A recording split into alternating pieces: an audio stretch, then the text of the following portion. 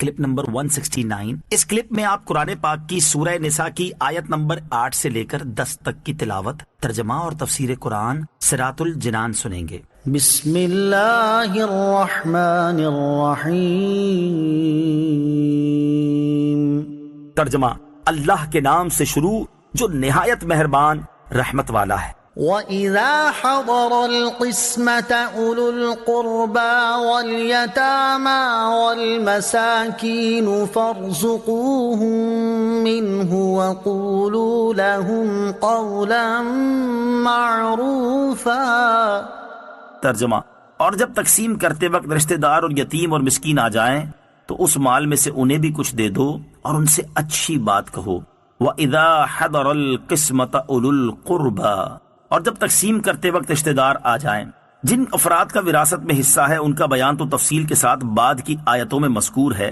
ان کے علاوہ دیگر رشتہ داروں اور محتاج افراد کے بارے میں فرمایا کہ انہیں بھی وراثت تقسیم کرنے سے پہلے مال میں سے کچھ دے دیا کرو اور ان سے اچھی بات کہو، جیسے یہ کہ یہ مال تو در حقیقت وارثوں کا حصہ ہے، لیکن تمہیں ویسے ہی تھوڑا سا دیا گیا ہے، یوں ہی ان کے لیے دعا کر دی جائے۔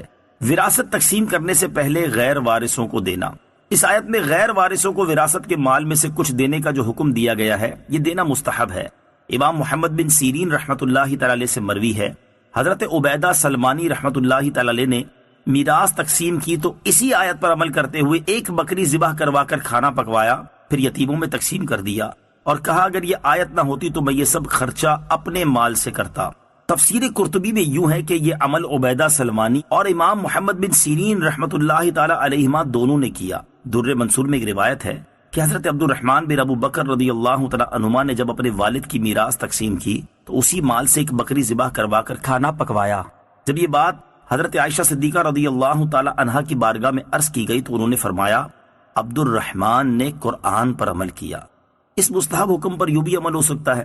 بعض اوقات کوئی بیٹا یتیم بچے چھوڑ کر فوت ہو جاتا ہے اور اس کے بعد باپ کا انتقال ہوتا ہے تو وہ یتیم بچے چونکہ پوتے بنتے ہیں اور چچا یعنی فوت ہونے والے کا دوسرا بیٹا موجود ہونے کی وجہ سے یہ پوتے دادا کی میراث سے محروم ہوتے ہیں، تو دادا کو چاہیے کہ ایسے پوتوں کو وصیت کر کے مال کا مستحق بنا دے، اور اگر دادا نے ایسا نہ کیا تو وارثوں کو چاہیے کہ اوپر والے حکم پر عمل کرتے ہوئے اپنے حصے میں سے اسے کچھ دے دیں۔ اس حکم پر عمل کرنے میں مسلمانوں میں بہت سستی پائی جاتی ہے، بلکہ اس حکم کا علم ہی نہیں ہوتا۔ البتہ یہ یاد رہے کہ نابالغ اور غیر موجود وارث کے حصے میں سے دینے کی اجازت نہیں۔ وَلْيَخْشَ الَّذِينَ لَوْ تَرَكُوا مِنْ خَلْفِهِمْ ذُرِّيَّةً ضِعَافًا خَافُوا عَلَيْهِمْ فَلْيَتَّقُوا اللَّهَ وَلْيَقُولُوا قَوْلًا سَدِيدًا۔ ترجمہ، اور وہ لوگ ڈریں جو اگر اپنے پیچھے کمزور اولاد چھوڑتے تو ان کے بارے میں کیسے اندیشوں کا شکار ہوتے، تو انہیں چاہیے اللہ سے ڈریں اور درست بات کہیں۔ وَلْيَخْشَا، اور چاہے کہ ڈریں۔ یتیموں کے سرپرستوں کو فرمایا جا رہا ہے کہ وہ یتیموں کے بارے میں اللہ تعالیٰ سے ڈریں اور ان کی یہ سمجھ کر پرورش کریں کہ اگر ہمارے بچے یتیم رہ جائیں اور کوئی دوسرا ان کی پرورش کرے تو وہ کیسی پرورش چاہتے ہیں، تو ایسی ہی پرورش وہ دوسرے کے یتیموں کی کریں۔ یہ آیت کریمہ اخلاق کی بہترین تعلیم ہے۔ ہمیشہ دوسرے کے ساتھ وہ معاملہ کرنا چاہیے جو اپنے ساتھ پسند ہے، اور جو اپنے لیے پسند نہ ہو وہ دوسروں کے لیے بھی پسند نہیں ہونا چاہیے۔ حدیث مبارکہ میں بھی فرمایا گیا کہ تم میں کوئی شخص اس وقت تک کامل مومن نہیں ہو سکتا جب تک اپنے بھائی کے لیے وہ پسند نہ کرے جو اپنے لیے پسند کرتا ہے۔ لہٰذا یتیموں کے سرپرستوں کو چاہیے کہ وہ یتیموں کے بارے میں اللہ تعالیٰ سے ڈریں اور ان سے اچھی اور صحیح بات کہیں، مثلا یہ کہ تم فکر نہ کرو، ہم بھی تمہارے باپ جیسے ہیں، تمہیں پریشانی نہیں آنے دیں گے۔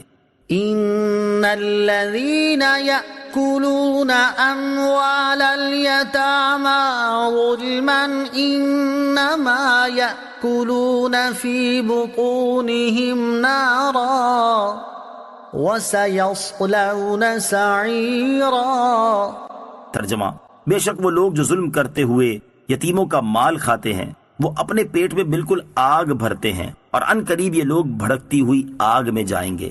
ان الذین یأکلون اموال الیتامی ظلما، بے شک وہ لوگ جو ظلم کرتے ہوئے یتیموں کا مال کھاتے ہیں۔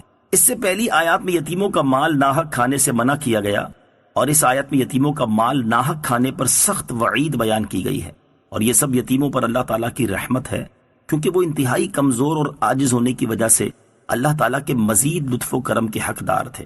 اس آیت میں جو یہ ارشاد فرمایا گیا کہ وہ اپنے پیٹ میں بالکل آگ بھرتے ہیں، اس سے مراد یہ ہے کہ یتیموں کا مال ناحق کھانا گویا آگ کھانا ہے، کیونکہ یہ مال کھانا جہنم کی آگ کے عذاب کا سبب ہے۔